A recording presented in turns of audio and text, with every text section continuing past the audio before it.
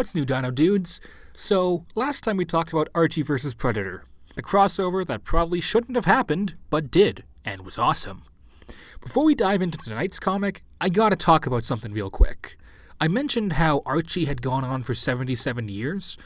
Well, Archie's first appearance was in 1941, and the comic Archie did not end until 2015.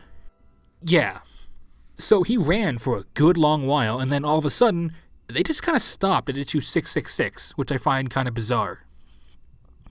Now, part of why they claim they did this is to make way for what they call New Riverdale, which to me is just saying, hey, we wanted to make the comics now based off of the Riverdale TV show I've never seen or care about, so we're just going to kind of end this and move on to this with a new art style, making things much more realistic, a bit more darker stories and tones, and more relationship drama I did not care about or ever read. Yeah, it didn't mean much to me, but some people were sad to see it go. Why do I bring this up? Well, let's talk about Archie vs. Predator 2. Sadly, this does not feature the xenomorphs from Alien. I know, that would have been awesome. So, if you recall from the last time, or if you've read Archie vs. Predator, everyone is dead. Literally everyone. The Predator was able to do what Thanos couldn't in 4 issues. And the comic ended with the Predator getting plastic surgery to look like Archie because reasons. Apparently the Predator fell in love with Betty and Veronica. It was a really weird comic. I warned you guys. So anyhow, the comic begins with Betty and Veronica from the last comic, looking like their new comic counterparts, breaking the fourth wall and kind of giving a recap of what happened. First issue. With the comic, not like first issue of the comic. Okay, my first problem with the comic. There were no fourth wall breaks whatsoever in Archie vs. Predator 1, so this very sudden, bizarre fourth wall break just feels off. Well, they get into a car and drive away for a bit, and eventually they end up in Riverdale. New Riverdale. Now, in a truly genius meta move, they meet their new counterparts. The new Archie, the new Betty, the new Veronica, and there's some really funny banter about how the new Betty and Veronica really couldn't care less about who's dating Archie, or how it's an interesting concept to bring these two comics together. The fact that, quite literally, the old Betty and Veronica are the last of their kind, so to speak, because everyone else is dead, and their comic was cancelled, meaning they literally could not go back to the Riverdale they came from. To me, that's a pretty genius move, and a fun little meta joke. Now, my issue is, with the first Archie vs. Predator, it was very clear what the story was. The Predator was here hunting them because they had taken his dagger, I guess, and just was there for the sport of it.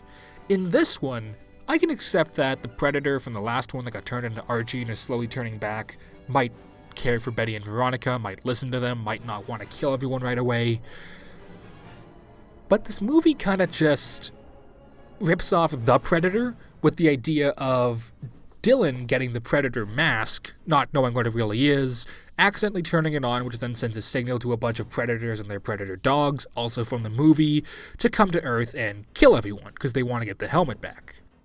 My biggest issue with this comic is the story really doesn't know what it wants to be.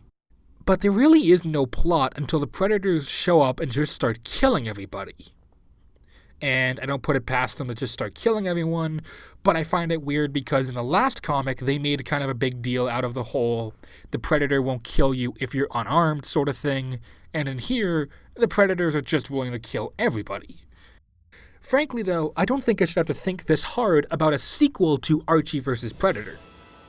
So what's the good stuff first? Well, I'll level with you guys. Some of the meta humor is genuinely funny, and the story, once you finally get to the end, actually does make quite a bit of sense. It's weird, and I'll talk about that in a minute, but it makes sense. Now on the bad side, well, ironically, one of my bigger complaints is the art. I love how the Predator looks in this comic. I love how the other Predators look and the Predator dogs. I think everyone looks awesome on the Predator side. They look detailed, they look mean, they look like they should in the other comics. All the Archie characters, I've never really liked this new style. and the sudden shift just feels weird, especially with the Betty and Veronica from the old Riverdale going to the new one and them looking different from the word go. It's just kind of hard to tell sometimes which one is which.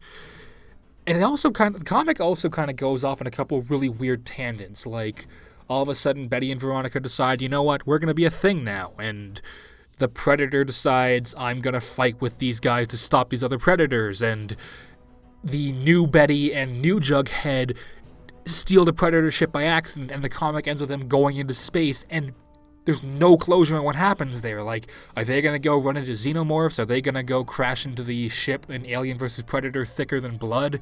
Like, I'm really curious, and this comic just kind of went like, oh, never mind, they won't remember that. And then there's the ending. So for some reason, Betty and Veronica can summon the devil, because I guess that's what happened in these comics. And essentially, their wish isn't for things to go back to normal, but to be remembered.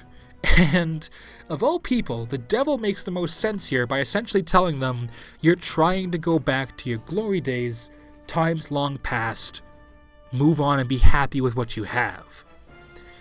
And they do just that. The comic just kind of ends with Riverdale being set back to normal. I have no idea if that means everyone who is dead is alive now, or even what happened to the new Betty and new Jughead, like I said earlier. But Betty and Veronica are a couple now, and the Predator's hanging around with them, and they go to New York. One question. Wouldn't people kind of freak out at seeing the giant spider-faced alien just sitting at a cafe? It's a hilarious shot. I love the shot, but it just feels weird. In fact, this whole comic kind of feels like they're like, okay, Archie vs. Predator was bizarre and out there. We gotta top that. But they tried too hard, maybe? I think that's a fair way to put it. I still highly recommend Archie vs. Predator as it does, well, Archie vs. Predator and Archie vs. Predator 2, as it's still extremely entertaining. But I do have some issues with it, like, the art, some of the character decisions and stuff. I think my biggest complaint, though, is this comic kind of assumes, oh, you must have read the 2015 to 2018 Archie comics. No, I haven't. Especially if it's a sequel to a crossover between Archie and Predator, which literally had nothing to do with the other comics. You should not be requiring your readers to then have read other comics. Normally, I'd be like, okay, sweet, more comics to go read, let's do this. But I'm not going to sit through a bunch of Archie comics just to understand relationships and why the devil is for some reason in this. And if that's something you have to read about in, like, Sabrina, or watch that Sabrina show, or watch Riverdale, I am not wasting my time with that. Overall, though, Archie vs. Predator 2 is a bit of a step down from the original comic, but it is still definitely worth a read. See you later, Dino Dudes!